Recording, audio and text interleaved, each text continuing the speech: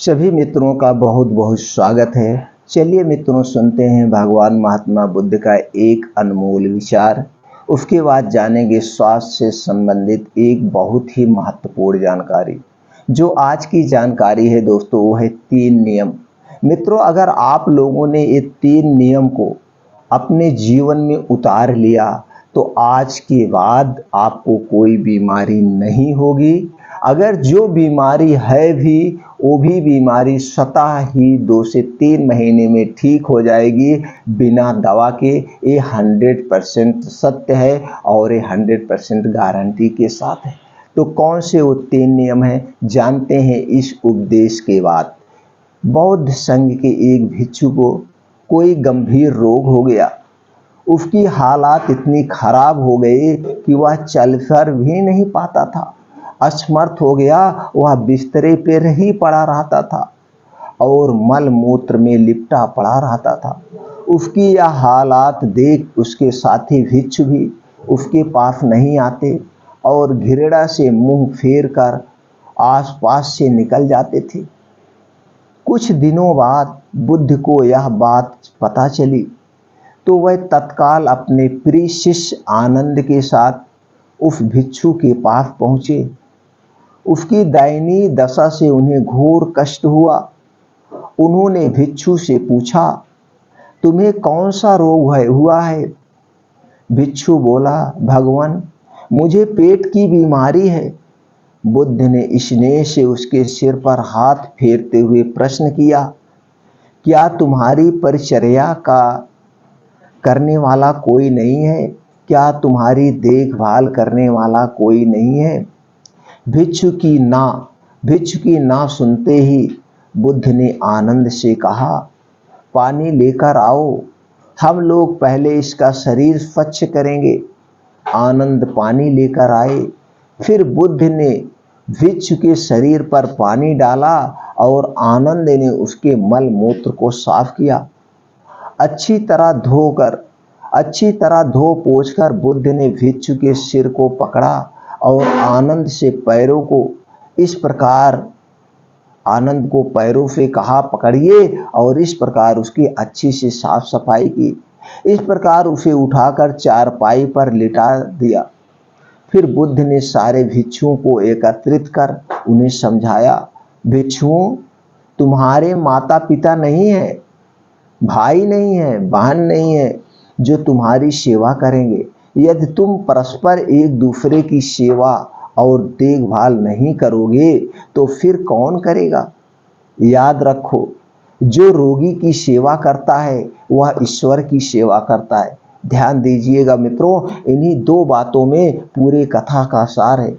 जो रोगी की सेवा करता है वह ईश्वर की सेवा करता है। दीनहीन के प्रति करुणा व सेवा का भाव इस जगत को बुद्ध का सबसे बड़ा संदेश है, जो प्रत्येक देश काल परिस्थिति में प्रासंगिक है। दोस्तों, इस छोटे से उपदेश को आपको क्या ज्ञान प्राप्त हुआ, हमें कमेंट सेक्शन में जरूर बताएं। और अब हम चलते हैं, जानते हैं वो 3 नियम।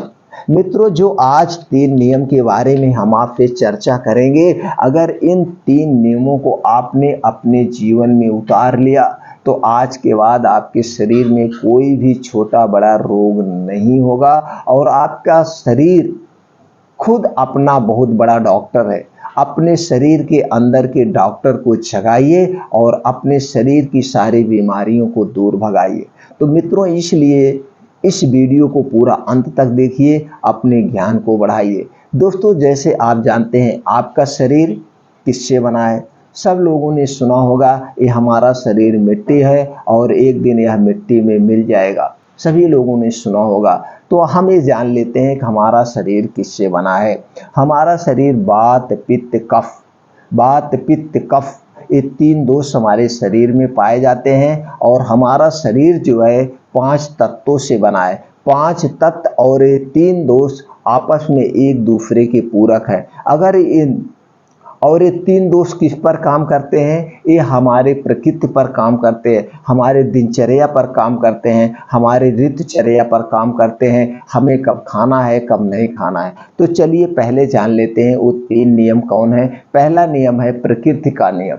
और प्रकृति का नियम क्या है अब हम ये जान लेते हैं। तो जब हमारा शरीर इस प्रकृति से बना है, इस ब्रह्मांड से बना है, तो दोस्तों हम प्रकृति के खिलाफ अगर जाएंगे तो हमें क्या होगा? हमें जो है उसका खामियाजा भुगतना पड़ेगा। जैसे छोटे से एग्जाम्पल से समझते हैं, हम गाड़ी चलाते हैं तो हमें एक रूल बना है, गाड़ी हम बाएं साइड से ही चलें, या हम जब रोड पर चलें तो बाएं साइड पे चलें। हो सकता है किसी देश में दाहिने साइड से हो, लेकिन वहाँ पे भी एक रूल होगा। अगर हम बाएं साइड से ही चलेंगे तो हम सुरक्षित हैं। अगर उल्टा दिशा में जब हम चलते हैं तो हम क्या होते हैं? दुर्घटना का शिकार हो जाते हैं। उसी तरह से जब जो प्रकृति का नियम बना है, अगर हम इसके विरुद्ध जाते हैं, इसके विरुद्ध अपनी दिनचर्या को चेंज करते हैं, तो हमारे शरीर में विकार उत्पन्न होना स्वाभाविक सी बात है।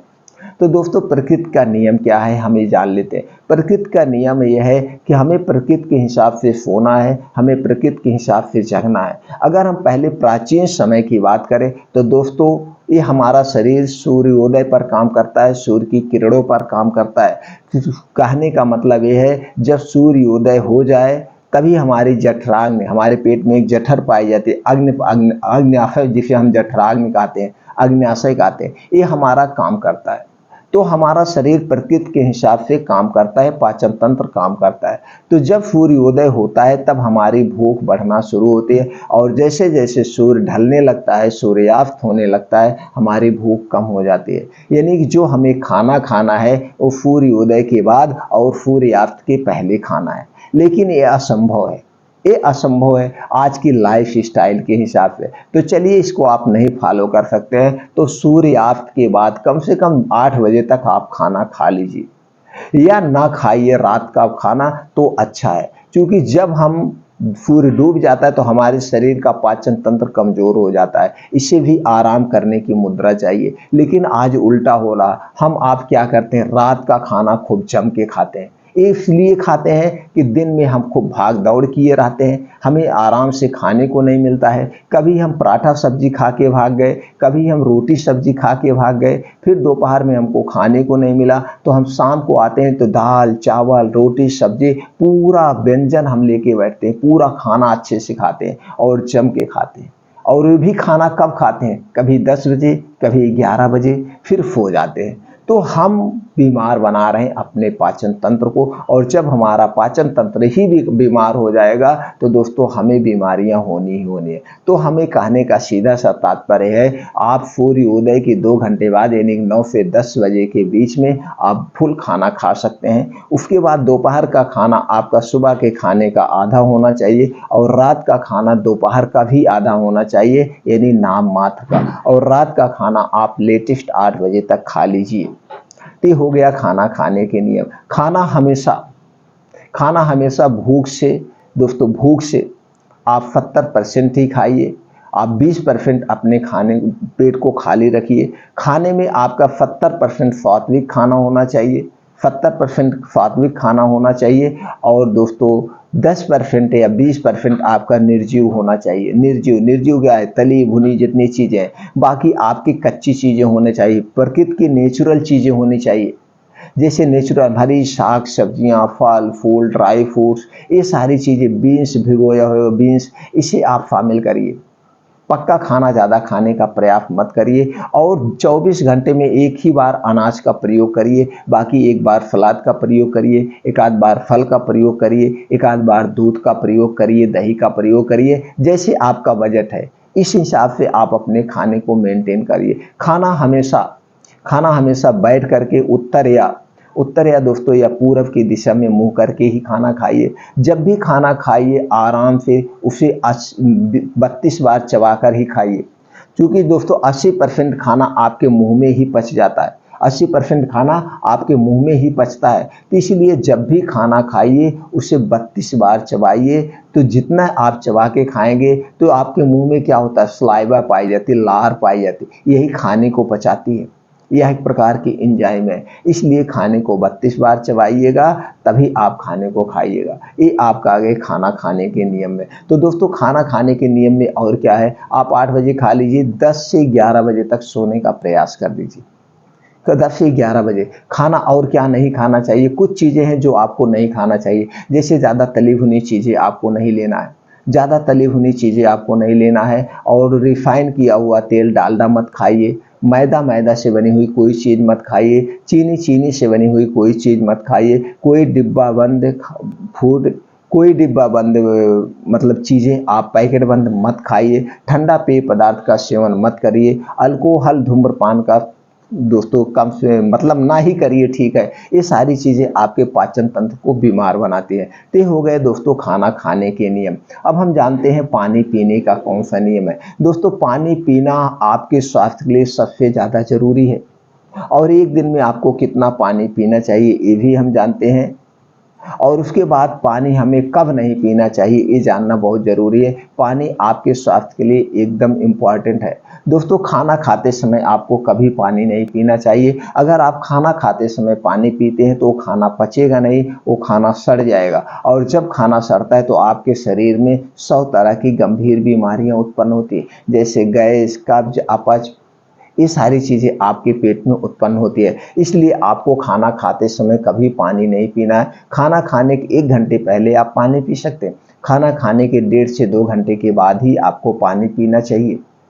ये पानी पीने के नियम आप जरूर अपना लीजिए। अब दूसरा है दोस्तों, एक दिन में आपको कितना पानी पीना चाहिए। एक दिन में आपको 2.5 से 3 लीटर पानी पीना चाहिए। ऊपर से अगर आप किस हिसाब से परिश्रम कर रहे हैं, और सीजन के हिसाब से भी होता है, ऋतुचर्या के हिसाब से, गर्मी का सीजन है तो हो सकता है आपको और पीना पड़ सके। ऊपर से आप मेहनत कैसे कर रहे हैं उस पर डिपेंड करता है। अगर आप हमेशा एसी में रह रहे हैं तो हो सकता है कम पानी पीना पड़ जाए। एक बार में आपको 1 गिलास ही पानी पीना है, यानी 200 ml से 250 ml ही पीजिए।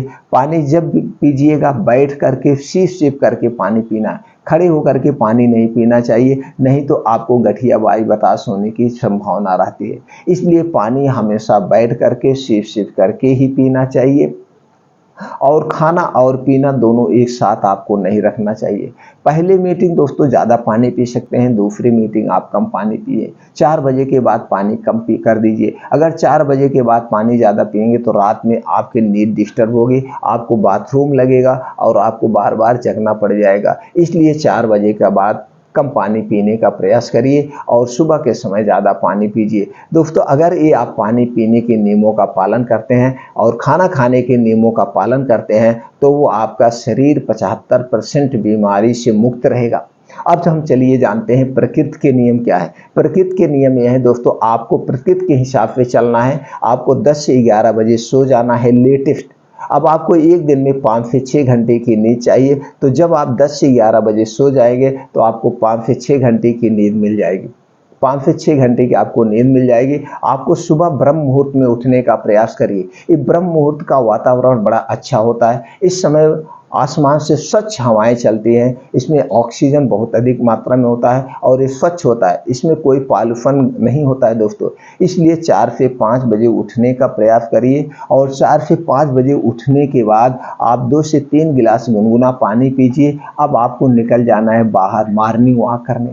मॉर्निंग वॉक आप नंगे पाँव करिए तो सबसे बेटर है। नंगे पाँव आपको मॉर्निंग वॉक करना है। नंगे पाँव के बहुत सारे बेनिफिट है। और कितना मॉर्निंग वॉक करना है, एक दिन में आपको 5 से 6 किलोमीटर मॉर्निंग वॉक करना है, और इस 5 से 6 किलोमीटर को आपको आधे घंटे में कवर करना है। दोस्तों आपको सुनने में लग रहा होगा आधा घंटा तो मैं आसानी से कर लूँगा। नहीं दोस्तों, जब आप आधे घंटे का मॉर्निंग वॉक करेंगे तब आपको समझ में आएगा। तो दोस्तों इसमें आपको तेज चलना भी पड़ सकता है, दौड़ना भी पड़ सकता है। तो जब आप तेज चलेंगे और दौड़ लगाएंगे तो ये आपका हार्ट खूब तेज पंप करेगा, और हार्ट जितने तेज पंप करेगा आपके शरीर में उतने तेज दोस्तों खून का बहाव होगा, यानी कि उतने तेज खून का दौड़ा होगा। और जितने तेज खून का दौड़ा होगा तो आपके शरीर में गर्मी होगी, और जो शरीर में दोस्तों गर्मी होगी पसीने के माध्यम से आपके शरीर के कचरे बाहर हो जाएंगे, और आपको heart attack, blood pressure, blood sugar जैसी बीमारियों से बचा के रखेगा। तो दोस्तों आप आधे घंटे डेली और 5 से 6 किलोमीटर को कवर करिए। और नंगे पाँव के बहुत सारे बेनिफिट है। जब आप नंगे पाँव, लेकिन पक्की रोड पर नहीं, जहाँ मिट्टी हो, जहाँ हरी घासें हो, जब उस पे आप करते हैं तो आपके शरीर को दोस्तों एक प्रकृति की, यानी कि प्रकृति की ऊर्जा, पृथ्वी की ऊर्जा आपके शरीर में प्रवेश कर जाती है। और जो नंगे पांव चलते हैं, जो आपके पैर में शीत लगती है सुबह की, इससे क्या होता है, आपकी आंखों की रोशनी तेज होती है। आंखों से संबंधित कोई भी बीमारी आपको कभी नहीं होगी। इसलिए मित्रों नंगे पांव जरूर चलिए। अब आपने आधे घंटे नंगे पांव चल लिया, अब वहीं खुले आसमान में बैठ करके आपको कुछ योगा करना है। योगा में क्या है दोस्तों, प्राणायाम करिए। और दोस्तों वहीं पे अनुलोम विलोम करिए, जिसे हम अनुलोम विलोम करिए, और उसे हम नाड़ी शोधन योगा कहते हैं। तो दोस्तों जब आप अनुलोम विलोम 15 से 20 मिनट करते हैं तो आपके शरीर में ऑक्सीजन का संचार हो जाता है, पूरे नस में ऑक्सीजन का संचार हो जाता है, जिससे आपके शरीर में कहीं पे भी कोई बीमारी हो फतह ठीक हो जाती है। उसके बाद 15 से 20 मिनट आपको कपालभाति करना है। एक कपालभाति क्या है दोस्तों, अंदर की सांस आपको नाक के माध्यम से बाहर करना है। जब आप 15 से 20 मिनट कपालभाति करते हैं तो दोस्तों इससे क्या होता है, आपका पेट से संबंधित कोई भी बीमारी आपको नहीं होगी, आपका पाचन तंत्र मजबूत होगा। कभी भी अगर पेट से संबंधित कोई बीमारी है भी, वो फतह ठीक हो जाएगी। इसलिए आप 15 से 20 मिनट आप कपालभाति करिए, 15 से 20 मिनट अनुलोम विलोम करिए। उसके बाद वहीं पे दोस्तों शीर्षासन कर लीजिएगा। शीर्षासन के बहुत सारे बेनिफिट है। आज आप देख रहे हैं, आज के समय में सबका बाल पक रहा है, बाल टूट रहे हैं। तो दोस्तों ऑक्सीजन बालों को बढ़िया से नहीं मिल पाता, बालों तक खून का दौरा सही से नहीं हो पाता है। इसलिए आप शीर्षासन जरूर करिए। उसके बाद सूर्य प्राणायाम करिए, कुछ भी करिए। आपको 5 बजे से 7 बजे ये 2 घंटे उसी प्रकृति में बिताना है। 2 घंटे आपको उसी प्रकृति में रहना है। तो जब आप 2 घंटे प्रकृति में रहेंगे तो ऊपर से आपको सूर्य की धूप लगेगी, और सूर्य की धूप में जानते हैं क्या पाया जाता है, विटामिन D3 और कैल्शियम प्रचुर मात्रा में पाया जाता है। तो कभी भी आपको विटामिन D और कैल्शियम की एक्स्ट्रा सप्लीमेंट्री नहीं लेना पड़ेगा। कभी भी आपको विटामिन D और कैल्शियम की एक्स्ट्रा सप्लीमेंट्री नहीं लेना पड़ेगा, और इससे संबंधित कोई भी विकार आपको नहीं होगा। आपके शरीर की रोग प्रतिरोधक क्षमता बढ़ जाएगी, और आपको स्किन कोई प्रॉब्लम है, स्किन प्रॉब्लम भी ठीक हो जाएगी। सूर्य की धूप बहुत ही महत्वपूर्ण है। तो दोस्तों आपने अगर 2 घंटे इसी प्रकृति में बिता दिया डेली, आप इसको लिखित ले लीजिए, अपने में एक लिख कर आप रख दीजिए कि आज के बाद हम 2 घंटा अपने शरीर के लिए देंगे। इस 2 घंटे में हम कंप्रोमाइज नहीं कर देंगे। यानी 5 बजे से 7 बजे ये 2 घंटे का समय आप अपने शरीर के लिए दीजिए, कभी भी आपको कोई बीमारी नहीं होगी। दोस्तों ये प्रकृति के 3 नियम हैं। पहला है प्रकृति नियम, आप ये समझ गए। दूसरा है खाना खाने के नियम। तीसरा है पानी पीने के नियम। ये 3 प्राकृतिक के नियम को अगर आप समझ गए और इसे अपने जीवन में उतार लिया, दोस्तों ज़्यादा दिन नहीं, सिर्फ 21 दिन इसका पालन करके देखिए, आपके शरीर 21 दिन में ही आपके शरीर की कायाकल्प हो जाएगी। छोटी मोटी बीमारियां तो गायब हो जाएगी, जो बड़ी बीमारियां हैं उनमें भी कमी आ जाएगी, और आपके शरीर में कोई बीमारी नहीं है तो आज के बाद कोई बीमारी आपके शरीर में नहीं होगी। इसलिए इन नियमों का पालन करिए। और लास्ट में दोस्तों आप चिंता मुक्त जीवन जिए। चिंता चिता के समान है, हमें कभी भी